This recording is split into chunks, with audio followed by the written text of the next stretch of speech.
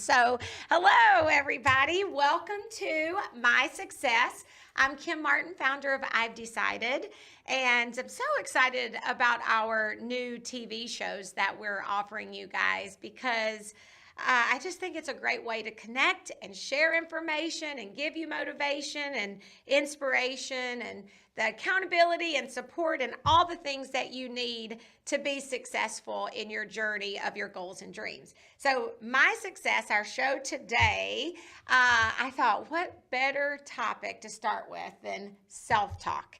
Because if we're going to be successful, we got to get that self-talk right. Okay.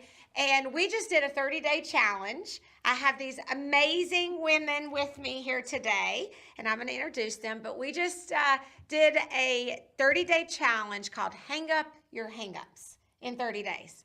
And that was a really cool experience. And we went through 4 weeks. And in week 1, we talked about self-talk. So I invited my good friends to come join me today and just have a table talk, a discussion around self-talk and what we've learned and just our experiences that will hopefully help you be more successful in your self-talk and get it right so we can achieve our goals and dreams, right? That's what it's all about. So Karen Korsgard, yes. Pronounce it right, Karen Korsgard, and Tricia Williams and Michele Matthis, welcome to the show. Thank you. Thanks for being here with me. And thanks for doing the 30-day challenge. Hang up your hang-ups. That was a lot of fun, wasn't it? It was a lot of fun. It was. Yes, it was. Did you kind of go deep with it? Did you take some time to contemplate all the stuff you were learning? And did you hang up a hang-up? That is the question. I don't know if I actually hung up my hang-ups, but I can tell a difference. But you can tell a I difference. can tell a big difference. You're more aware. Very much aware. Well, as you know, I sent you a picture. I have mine right on my office window, so I can still see it every day. Your So little that's- calendar. Yeah, Your so that's smiley my face reminder. calendar. Yeah. Yeah. And your frog. And the frog is right there too. The procrastination frog. We'll talk about that next month. So that's awesome. What about you, Tricia? Anything? Did you hang up a hang up? Well, not completely, but now I catch myself when I start out my day or something with that negative thinking, and then I go into saying negative things, and I'll say, no, and I'll switch it around. It's gonna be a great day, I'm gonna eat the meals that I plan to eat. I'm not gonna eat anything extra, And when I tell myself that, I stick to it. Yeah. If I tell myself, well, you already had chips yesterday, so you may as well have the cake today, and I'll have the cake. But when I have that, I think positively, and I speak to myself positively, then my behavior follows it. Your behavior follows it. Yes. We talk about that a lot, especially in losing weight, because if you've someone who has struggled with being overweight most of their life, we've labeled ourselves. A lot of times we call ourselves chubby or even fat, right, Tricia? Even, we call ourselves terrible names.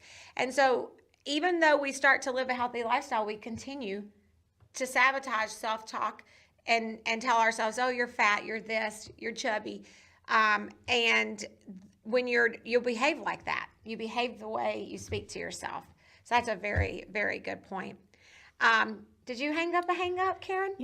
It's interesting, and to hear you speak of adapting a healthy lifestyle, and rather than saying it's a constant battle, I think to say it's a constant challenge, because that's a more positive approach. Right. And as women, I think that we are just innately so hard on ourselves, and we are overachievers. We are expected to have all of our I's dotted and T's crossed, and therefore we're just prone to that negative self-talk. So it was amazing to me as soon as that first night to begin catching myself, because I am the queen of beating myself up over something that never comes to fruition. And it's just we think about or tell ourselves something that Right. really isn't even true. We're telling ourselves things in your brain. Yeah, and so your brain, your mind cannot believe a lie. You Right. understand that, right? So if you tell yourself something, then your brain is going to believe it's true. Right. even if it's not, Not true. true. That's Right. That's the psychology behind it. So here's what we say about self-talk, otherwise known as your inner voice. You ever thought about that? Your inner Oh, voice. yes. So what are you saying to you? Okay? What are you saying to you? And it is about being aware. And I think that was across the board. You all said that, just that awareness, being aware of what you're saying. What we say to ourselves, we would never say to anyone else. Right. Right. Oh, no. No. Can you, I mean, think about that.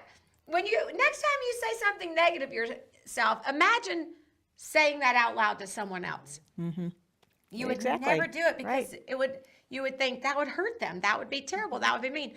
But yet we're saying it to ourselves, and that's what we're believing, and then that's how we're behaving, or that's what we believe about ourselves.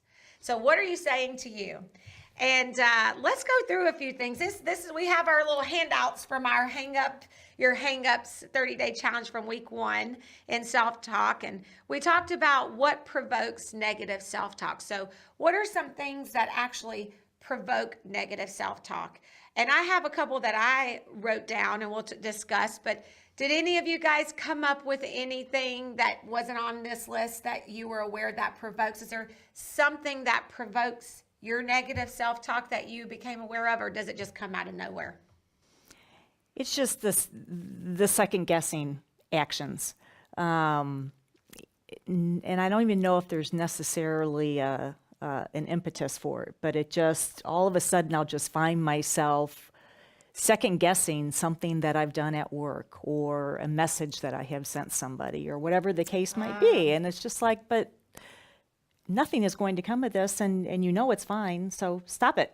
I understand what you're saying. So you send that message and then you go, oh my gosh, did I say it right? Did it come across the right way? Right, So you're just right. second guessing Right. your how competent you are. Right. And obviously you're extremely competent for doing what you do.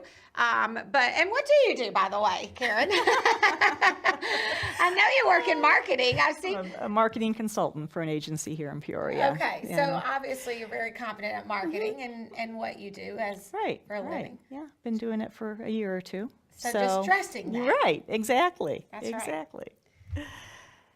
I think sometimes we think that there are expectations that aren't even there sometimes. And so we put these expectations on ourselves. And then if we don't get to that level, then we think maybe, here we go, I'm a failure, or I'm overwhelmed, or I just can't do it, instead of stopping and saying, no, that's not true. We're doing a great job. We're doing the best we can. Right. Or do you? For me, it's living in the past. Like, I did this before. I can't do this again. Like, I'm older now. I can't. It worked before. It's not working for me this time. I can't do this. Like, I constantly compare past success and even past failures to now. It's like, even when I failed in the past, like, well, I couldn't do it before. Why should I be able to do it now? You Right. know, So looking in that rear view mirror too often, Yeah. and then that self-talk comes from that. Yeah, I do that too. I worry. I'm a people pleaser to a certain degree. Yes. Right. And I've learned in my life that can be a really good thing, and it can also be a really bad thing, right? If we're over, I do care about people. right. Sincerely, deep rooted. And I think that's a good thing, especially for what I do for a living. But on the other side of it, if I worry too much about what somebody thinks, then that's where I second guess myself too, Karen. I get a little nervous or a little afraid and think, what are they going to think about me? Allowing emotion to drive decisions Yes. and allowing emotion to take over what really has no negative consequence coming, but you just conjure up in your mind just based on that Yeah. emotional element that comes into play. It's so true. And I think one of the things that I learned the most from doing this Hang Up Your Hang-Ups challenge and talking to a group of women about, but this applies to men too. I know that men self-talk as well, right? This just happened to be a challenge that we did with a group of women, but men, this certainly applies to men too, is that, your actions don't align with what it is you really want. So when you think about that, I think that that causes negative self-talk big time. Because you're not doing what you know you should do. Do you ever find that?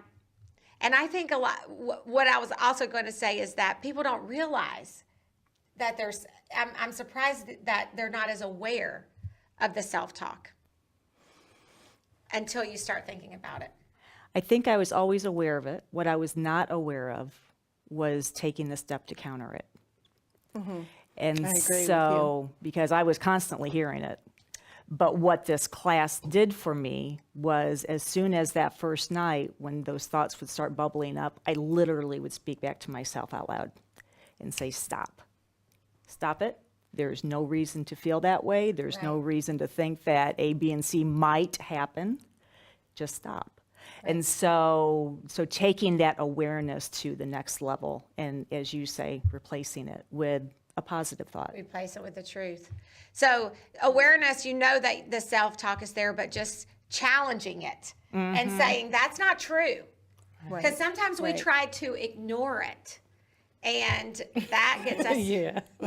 That doesn't change the thought, though. Right. That Allow it doesn't to fester. replace it. Right. Allow it to fester. It's because you're not getting to the root cause of the problem. You're saying, oh, just don't ignore that. But the truth is, you got to retrain your brain to talk positive and not talk negative, and that takes work. First, you're aware, and then you have to change that behavior. Right. But when you do it, when you do say stop or that's not true, it's amazing how fast the negativity can go away. Right. Because you can't think positive and negative at the same time.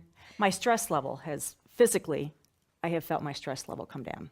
That's awesome. It really is. Because you're not allowing those thoughts to just take over. And that is a freeing feeling when I can really focus and make sure that I'm countering it. Yeah. So some other things that provoke that negative self-talk, we talked about actions don't align with our deepest desires. So we're just not making the right choice. As you mentioned, we're letting emotion drive us instead of what it is we're supposed to do, right? What about comparison and jealousy? Does that ever cause you to creep in? I know a lot of times, you're like, I'm not as pretty as her. Or, I don't do this as good as her. That comparison can kind of steal our joy and cause us to negative self-talk. Oh, sure. Yeah. We're all confident and assured women, right?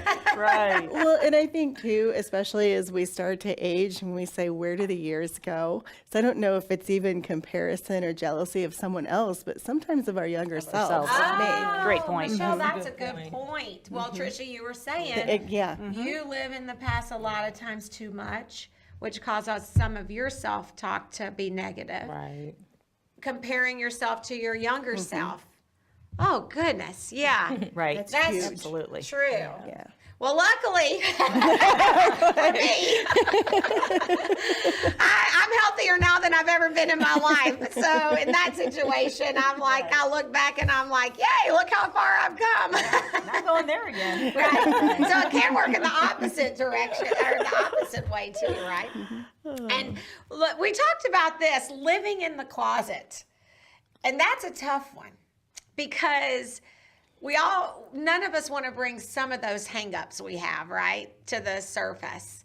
And those can be some really bad habits, things that we're not proud of. And so, but when I refer to it as living in the closet, and that could be that maybe when there's no one around, you grab the bag of cookies, or maybe just something that you go to, something that you do that you're not super proud of and that you don't want anybody else catching you doing. We all have that, but we all agree that bringing that to the light is the best. Don't live in the closet. Let somebody know you're having a struggle with something so that you can start to get better and you won't beat yourself up, right? I know I shared back in the day when I used to smoke, I was a closet smoker. I didn't want anybody to know, of course, and I felt terrible. I mean, you know, you don't only feel terrible about the bad habit, but you then feel like your integrity Right. is Right. being questioned. Right. Because now you're secretive.